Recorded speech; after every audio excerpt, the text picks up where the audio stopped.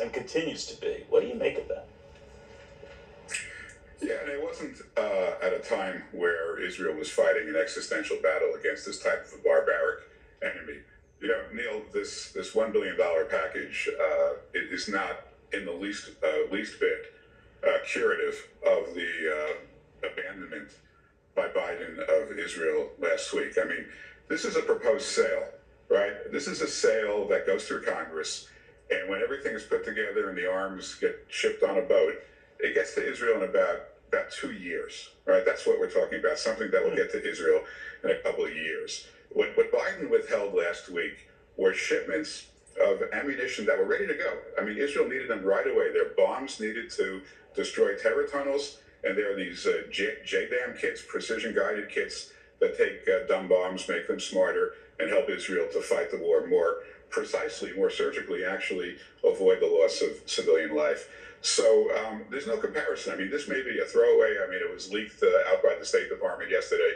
If anybody went on the record, and no one was willing to go on the record, and was asked the question, how will this affect the war? And they answered honestly, they would say it won't, because they won't get there in time. And who's to say that this isn't the start of something more involved and more weapons that will be taken back as a way of forcing Israel's hand to just end the war, period? Oh, absolutely. I mean, I think this is just the first step.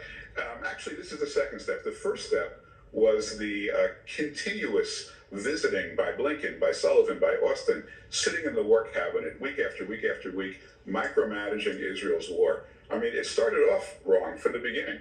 None of these guys, with all due respect to them, and maybe Austin has some military experience, I assume he does, but I guarantee you none of them have ever fought in Gaza, which is the most difficult. The Hamas has the greatest home court advantage in the world in terms of ground warfare with all their tunnels. So for them to come in and tell Israel what to do, you know, go a little bit here, don't go there, it's insane, and it's caused this war to go on and on and on. And all that's done is it's increased the misery of the people who live there. The sooner that Hamas is destroyed, the sooner people can get back to life. And this whole idea that you're hearing now, that they don't believe that Israel can really defeat Hamas, is the worst insult I've heard yet. I mean, you know, we destroyed the Nazis. Doesn't mean there aren't Nazis floating around in Argentina and elsewhere after World War II. But we defeated them. We defeated ISIS. Again, they're still terrorists running around. We'll defeat Hamas. They'll still be terrorists. But we can defeat Hamas. And this idea that they can't. And then on top of that, to overlay that, the obligation to try to negotiate a release of the hostages.